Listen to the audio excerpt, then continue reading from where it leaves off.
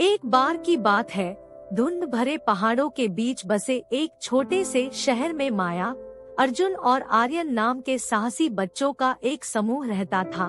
तीनों को अपने घरों के पास के जंगलों में घूमना, रोमांच और रहस्यों की तलाश करना पसंद था। उन्हें नहीं पता था कि एक भयानक रहस्य उजागर होने वाला है। एक उदास दोपहर में जब बारिश धीरे धीरे उनकी खिड़कियों पर थपथपा रही थी, बच्चों को एक रहस्यमय पत्र मिला। यह पुराने चर्मपत्र पर लिखा गया था और मोम की मोहर से सील किया गया था, जिसमें एक भयावह दिखने वाला प्राणी था। पत्र पढ़ा। साहसी लोगों के लिए, मैं आपको जंगल के बाहरी इलाके में प्रवादित मनोर के रहस्यों को जानने की चुनौती देता हूँ। सावधान रहें, क्योंकि इसमें गहरे रहस्य और अकथनीय भयावहता छिपी हुई है। क्या आप अपने डर का सामना कर सकते हैं और रात को जीवित रह सकते हैं? आधी रात को मुड़े हुए पेड़ के पास मुझसे मिलो। माया। अर्जुन और आर्यन उत्साहित थे लेकिन घबराए हुए थे। अज्ञात का रोमांच विरोध करने के लिए बहुत लुभावना था। जैसे ही घड़ी ने आधी रात को बजाया, बहादुर तिकड़ी ठंडी हवा के झोंके से निर्देशित होकर मुड़े हुए पेड़ के पास एकत्र हो गई, जो पूर्वाभास की चेतावनी देती हुई प्रतीत हो रही थी। वे प्रेतवाधित मनोर में प्रवेश कर गए और चरमराते दरवाजे उनके पीछे बंद हो गए, जिससे उनका भाग्य तय हो गया। वह स्थान भयानक सन्नाटे से भर गया था, जो केवल खाली हॉलों से गूंजती कदमों की धीमी आवाज से टूटा था। बच्चे अपनी टॉर्च को कसकर पकड़कर आगे बढ़ते रहे। जैसे जैसे उन्होंने खोजबीन की, कमरे बदलते दिखे और आगंतुकों को भ्रमित करने के लिए उनका लेआउट भी बदल गया। दीवारों पर चित्र उनकी हर गतिविधि का अनुसरण करते प्रतीत होते थे और गलियारों में अजीब सी आवाजें गूंजती थी। उनके दिलों में डर बैठ गया, लेकिन उन्होंने हार मानने से इनकार कर दिया। जागीर की गहराई में उन्हें एक धूल भरी किताब मिली, जिसके पन्नों पर एक डरावनी लोरी लिखी हुई थी। जैसे ही माया ने छंदों को जोर से पढ़ना शुरू किया, माहौल ठंडा हो गया और एक अलौकिक उपस्थिति हवा में भर गई। अचानक परछाइयां जीवित हो उठीं। उनके चारों ओर अशुभ नृत्य कर रही थी।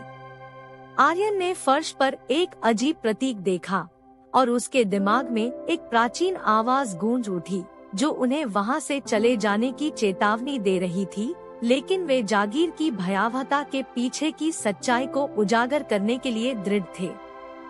उन्होंने एक छिपे हुए कक्ष तक प्रतीक के निशान का अनुसरण किया। चैम्बर के भीतर उन्हें एक पुरानी डायरी मिली। जैसे ही अर्जुन ने इसे जोर से पढ़ा, उन्हें एक युवा लड़की एमिली की दुखद कहानी के बारे में पता चला, जो बहुत पहले जागीर में फंस गई थी। उसकी आत्मा को कभी शांति नहीं मिली थी और उसके गुस्से ने घर को एक भुतहा जेल में बदल दिया था। जैसे ही बच्चों को एहसास हुआ कि वे खतरे में हैं, दरवाजे जोर से बंद हो गए, जिससे वे अंदर फंस गए। एमिली की प्रतिशोधी भावना उनके सामने प्रकट हुई। उसकी भूतिया आकृति एक ठंडी आभा के साथ तैर रही थी।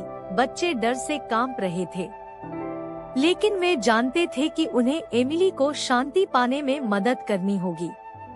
अपनी त्वरित सोच का उपयोग करते हुए उन्होंने उस भयावह लोरी को फिर से बजाने का फैसला किया, इस उम्मीद में कि यह एमिली की पीड़ित आत्मा तक पहुंच जाएगी। जैसे ही धुन हवा में भर गई, एमिली का वर्णक्रमीय रूप नरम हो गया और उसकी आंखों में आंसू आ गए।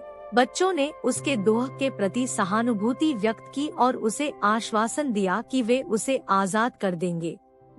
साथ में उन्हें एक छिपा हुआ ताबीज मिला, जिसने एमिली की आत्मा को जागीर से बांध दिया था। हाथ में ताबीज लेकर उन्होंने अभिशाप को तोड़ दिया और एमिली की आत्मा शांति से दूर हो गई। एक समय भुतहा हुआ घर अब गर्मजोशी और स्वागत महसूस करने लगा। जैसे ही वे जागीर से बाहर निकले, सूरज उगना शुरू हो गया, जिसने दुनिया को सुनहरी रोशनी से नहला दिया। अभिशाप हटा लिया गया और प्रेतवाधित मनोर पर अब कोई प्रेतवाधित व्यक्ति नहीं रहा। बच्चे न केवल इस भयानक साहसिक कार्य से बच गए थे, बल्कि बेचैन आत्मा को भी शांति प्रदान की थी।